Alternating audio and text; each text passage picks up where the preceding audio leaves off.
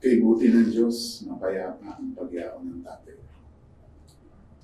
Ipasa sa Diyos na lang, ipasa sa Diyos na lang, ang ating muling pagkikita. Dinadalangin ko, kapayapaan sa iyong pagyaon.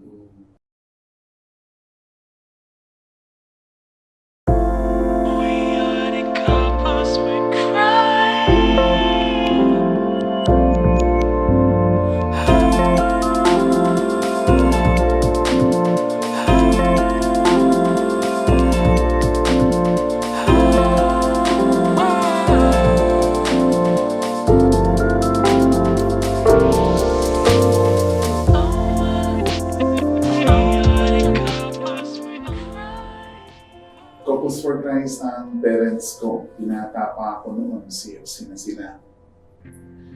Praise God for Couples for Christ. Na-avert, naiwasan ang pagkasira ng pamilya namin. Naagapan, kumbaga, nahilong ang aming pamilya sa awa ng Diyos. Nung naging Couples for Christ na nga ako, nakakatuwa kasi may pagkakataon noon na naging unit head ako. Yung kapatid ko na si Jong ay naging household head at yung tatay ko, sila yung members. 6 kaming magkakapatid. 4 doon, nasa Couples for Christ. Sila tatay, 4 na magkakapatid. Lahat sila nasa Couples for Christ. Noong August last year, kasagsagan ng COVID, ito yung time na sobrang taas yung kaso ng mga namamatay. Ito yung time na nakapila yung mga ospital. Walang makuhang ospital yung mga nagkakasakit. At ito rin yung time na nababalitaan natin, ng iba nating kapatid, iba nating mga kamag-anak, nagka-COVID, pumasok sa ospital na mag-isa, naratay na mag-isa, namatay na mag-isa. And pagdating sa pamilya ay nasa urn na lang, nag-remain na. That was in August 2022 and it was also the time that my dad caught the dreaded disease. Nabahala kami agad noon kasi kahit na vaccinated siya, nakaratay na kasi si tatay ng 3 taon. Bedridden siya. Inaalagaan siya ng nanay ko at saka ng kapatid ko na babae kasama ng pamilya niya.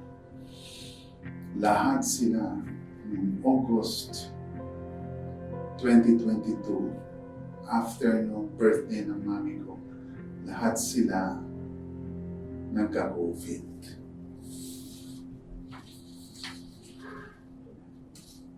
Hindi ko makakalimutan ito. August 21.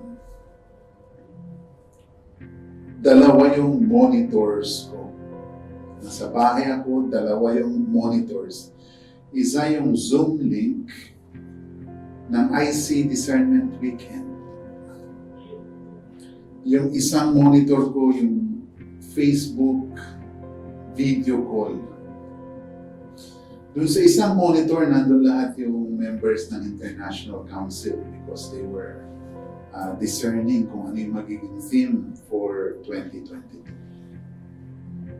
Doon sa kabilang monitor, nandun yung lahat kaming magkakapatid. At nakafocus lang yung video doon sa tatay ko na nakaratay kasi minomonitor namin. By afternoon,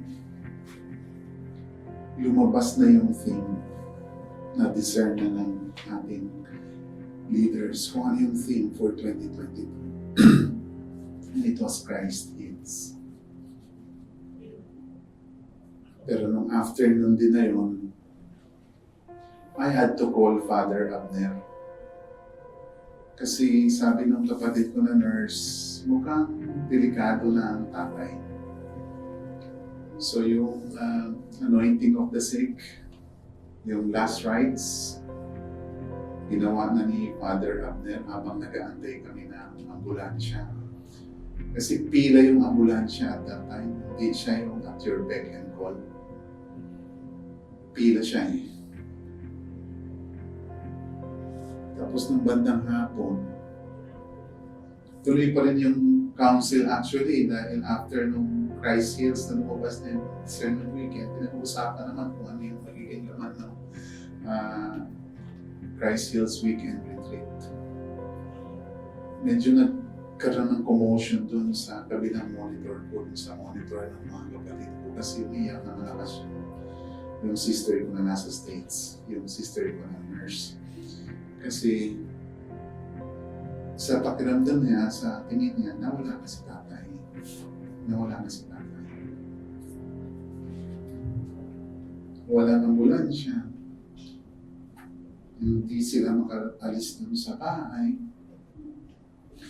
Kasi ano sila eh, yung buong family, yung hinarangan, identified na COVID yung compound eh. Hindi ka pwedeng basta kumuha ng grab to. Kailangan mo abangan yung ambulansya ng barangay.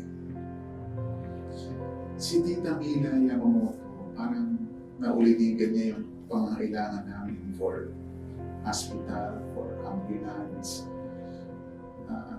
Tinawagan ako, sabi niya, Nel, kailangan niyo ba ng hospital?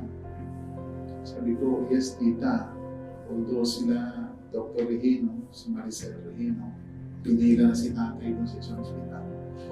Nagbigay pa rin ng hospital na Tita Mila. Tapos, pero Tita, kailangan namin ma-determine, sabi ko, kung buhay pa ang tatay o hindi.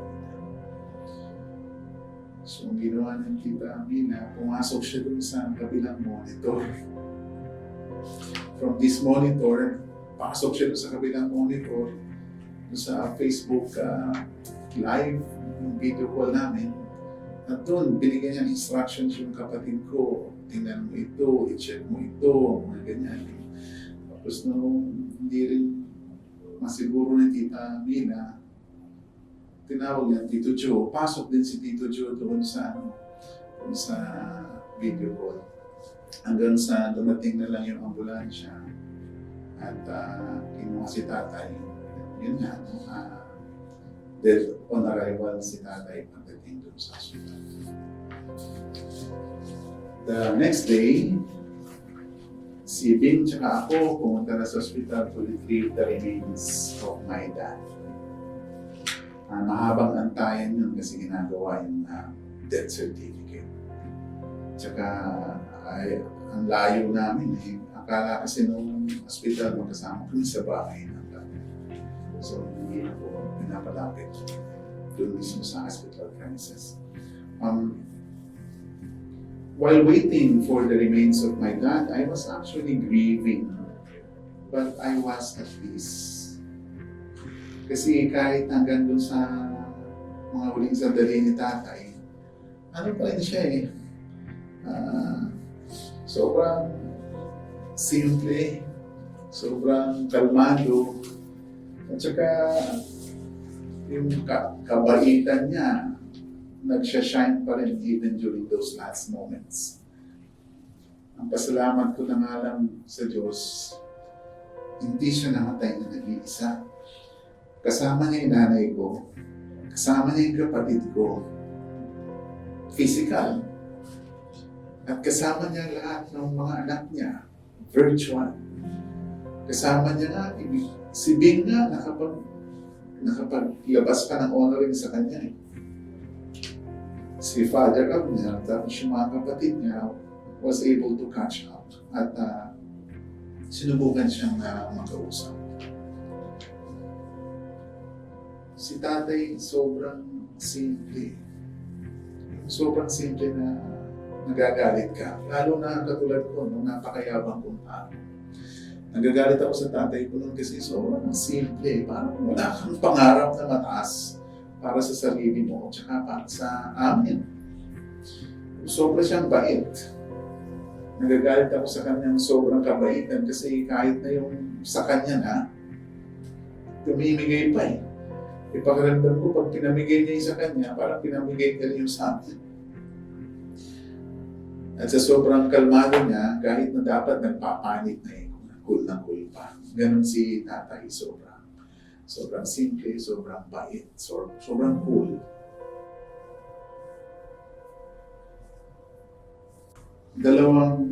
Dalawang songs ito na dinededicate ko para sa tatay ko. Yung isa, matagal ko nang na-compose.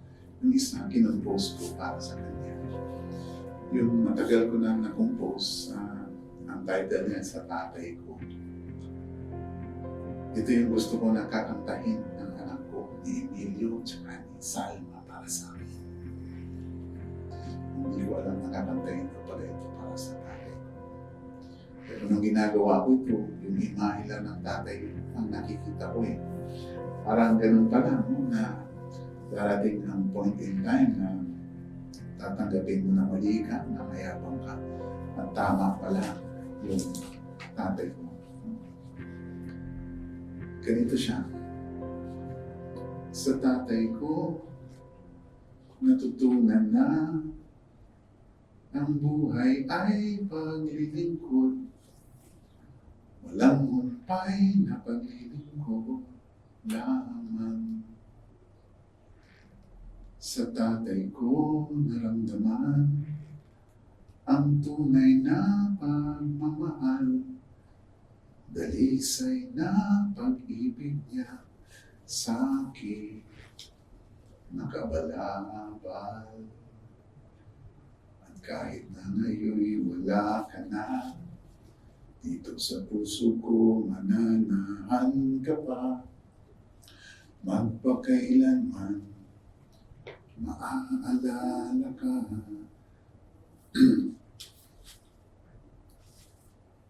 Yun yung excerpts ng song na yun. And of course, the other song came 2 weeks after the death of my dad. Yung title na nasa yung pagyako. Merong portion doon ng song na ipasa Diyos na lang, ipasa Diyos na lang ang ating muling pagkikita. Dinadalangin ko kapayapaan sa iyong pagyaho. Yung kapayapaan sa iyong pagyaho, actually, it was referring to him, to my dad, no? Sana mapayapaan yung pagyaho. Pero it was also actually referring to me. Sana mapayapa ako sa pagyaho ng tatay ko. Sana mapayapa ang nanay ko sa pagyaho ng tatay ko. Sana mapayapa ang mga kapatid ko at mga nagmamahal sa kanya sa paglisan ng pagyaho ng tatay ko. Ang daming nagmamahal sa tatay dahil ang dami niyang minahal nung siya'y nabubuhay pa. Mabait ang Diyos. Binigyan kami ng biyaya ng pangalan ay Abraham Santos.